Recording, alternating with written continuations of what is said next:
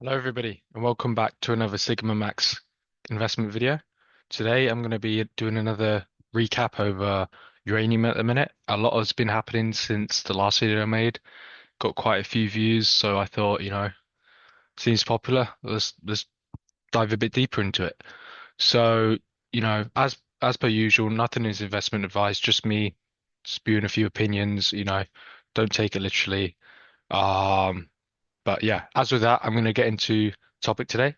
So I want to take a look, a broad look into the market for uranium, okay? Because everybody gets so hung up on, details, small moves in the market, and you have to look at these charts. So here I have Paladin pulled up. So back in the last bull market for uranium, Paladin was one of the biggest companies and one of the most successful. So they're Aussie listed company on the ASX and they have mines mostly in Namibia. Um, but this run up here, this shows the kind of money people were making back then. Rick Rule is famous for investing somewhere down here. Um, But if we look back, people could have been buying at like less than $1, and at its peak, it got to like $94, something like 80, high 80s. So, people made serious money. So if you would have, buy a grand down here, that could have turned into like close to 100K. But yeah, like you just have to look at this chart, look at how much it crashed and the current bull market. So, we've obviously had quite a run up over the past few years. Pre-COVID, if you had invested in it, you'd have done quite well. But I mean, look at this where we're at the minute. I mean, I also have Cameco here. So Cameco has done extremely well at the minute. I own a lot of this stock. I really like it. I think it's a good one just because, um, when people are likely to invest in the industry first, when big money comes in, I think they're going to have to go towards these larger companies first, just because they can't get into a lot of other ones. But Cameco's at kind of an all-time high now. Um, and again, this was the biggest company as well back in the last bull market. And even if you had invested in it then, you know, if you held on, you would have made good money. And that's the kind of thing. If you look at back then, this, I wasn't around investing in, uranium stocks back then. I was too young. But if you look at the chart and you zoom in, it wasn't all ups and downs. Oh, sorry, it wasn't all a straight linear upwards. This is over years you'd have had to held to make the money because a lot of people, um, prob I think a lot of people probably are down on uranium as a whole just because they tend to buy in times like, this week when Trump's announced this new nuclear executive order. And so, you know, that everybody's buying. And then when, uranium's a volatile industry. And then when something bad happens or just overall market volatility in the economy, people start selling. And, it's all about having conviction and being able to ride the volatility. So if you look here, it's a lot, it's not just green, the candles. You can see the red as well. It's up here even. This is a good one. So if you were to you go up to like $45, come down to 30, back up to get the all-time high. And that's kind of what's happened now.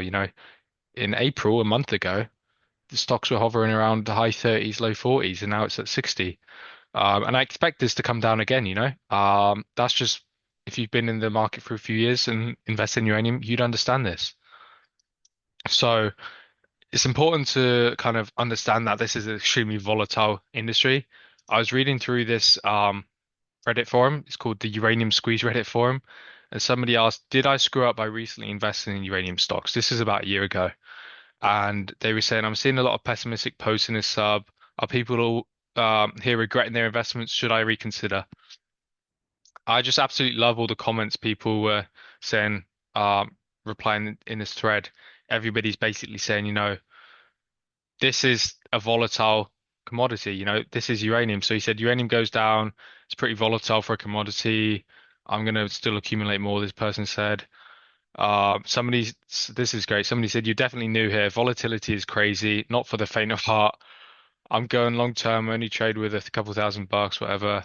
Um, Somebody else said, I don't mean to sound glib, but uranium is volatile and it's just normal volatility. This is the time to be buying or at least holding. So yeah, I mean, basically it goes on and on. Everybody's basically saying, this, this is normal. I've been down 50%, 30%, you just got to hold on. So, yeah, I think it's really important to understand this. It's so volatile. It's a long-term thesis. And even if we look at the chart now, so this was the last bull market, it got to like $53, and although we're at an all-time high for Cameco at the minute, if you put that into the inflation calculator, so I think all-time high was $56 in the last cycle. That's still, $88 and a bit now. Um, if we go by the CPI, which as I've said before, I don't really think that's the best indicator. I think we'd have to compare it to gold. But inflation adjusted, this is nowhere near its all-time high. Um, it's volatile. And then I also asked ChatGPT, this is a great tool for everybody to be using to understand things. I think everybody should be using ChatGPT for, asking about past cycles, literally everything. ChatGPT is great.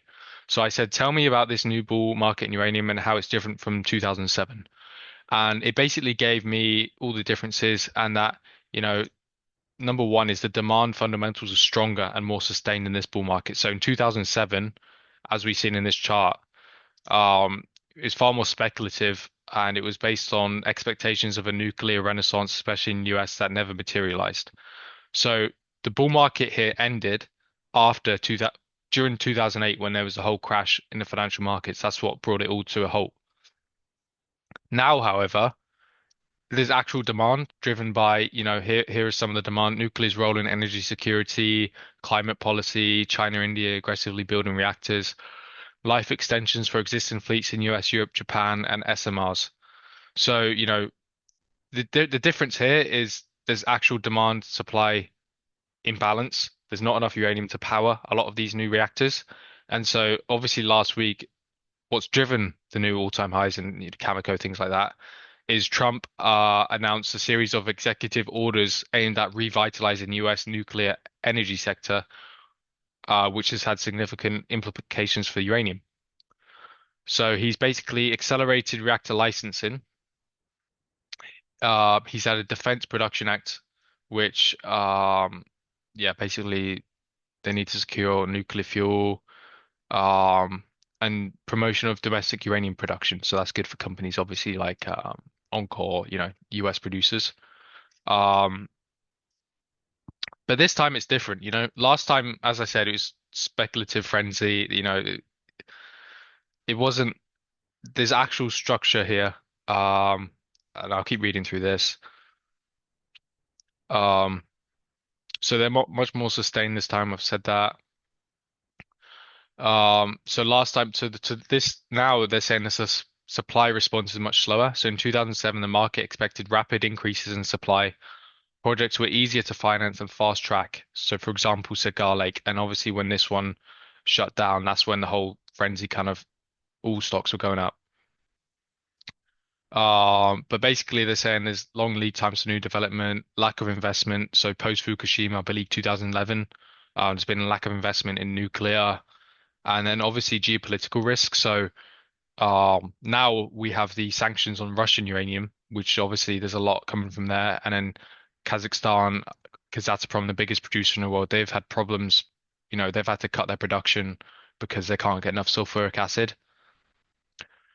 And then inventory and secondary supplies are tighter. So I think a lot of the reason why I've heard the amount of uranium or the price hasn't gone up as much is in the past few years, because a lot of people, 5 years ago during COVID, they would imagine now we'd be kind of, you know, well up here. But it seems like there was a lot more uranium in the secondary market kind of floating about more than people expected. And now that they've got through those stockpiles, um, they're going to have to start securing contracts. And this is why I think it's going to be really interesting and kind of, you know, closer to the end of the year, next year, when they're going to have to get these contracts and how that's going to affect the spot price of uranium because it's quite vague and, it's not very transparent. It's just, you know, it's hard for us outsiders to see what's going on. But I think when they need to start securing these contracts, it could have serious implications for the price of uranium stocks. And now financial players are more strategic. So in 2007, everybody was just piling in, adding volatility, pulling a quick one and exiting quickly. Whereas now, um, the Sprott Physical Uranium Trust, I actually own a few shares of this. So they basically hold physical uranium. Um, and they remove physical uranium from the market. So whenever somebody buys Sprott Physical Uranium, they have to go to the market and take the pounds off the market, which adds more pressure. Um, what's it say? So financial. So yeah. Global political backdrop has changed. So in 2007, it was quite controversial. However, now, with all there's a, you know, government's a bit more green and liberal, so they're more pro-nuclear, more likely to be pro-nuclear. And then one of the biggest things as well is you have to realize the, with where we're heading, if we're not going to be using the same amount of, in the West at least, if we're not going to be using the same amount of coal, oil as governments say we are, we're not going to be getting everything from wind and solar. We might get a bit of energy from that, but at the same time, we're building massive, you know, data centers, AI's taking over everything. And, where's that energy going to come from? We've seen Jeff Bezos with Amazon building, nuclear something or other data centers, but, at the end of the day, nuclear is going to be the one thing that's going to be not intermittent, it's going to be always there, so they'll always be able to get power because, if say there's a storm or, bad weather, you have to have something to back up your solar and your wind because otherwise data centers are going to shut down, just chaos would um come after all that. So yeah, I think nuclear, I think everything's set up for a positive kind of market at the minute. I expect a lot more volatility, but at the same time, I expect this market to be different from last time, just because there's actual, supply demand imbalance. Last time there wasn't even supply demand imbalance really. It's just more speculation. So I see it being a lot slower this time, but um, a lot more structure to it. I see it being long term, a lot more linear without that kind of crash down, just because there's no God to bring market, open minds quickly and things like that. There's literally no uranium to power everything, especially all these new nuclear reactors around the world. So with that, I hope you enjoyed this video. I hope it wasn't too boring. Give it a like if you enjoyed it, please. I'd appreciate that.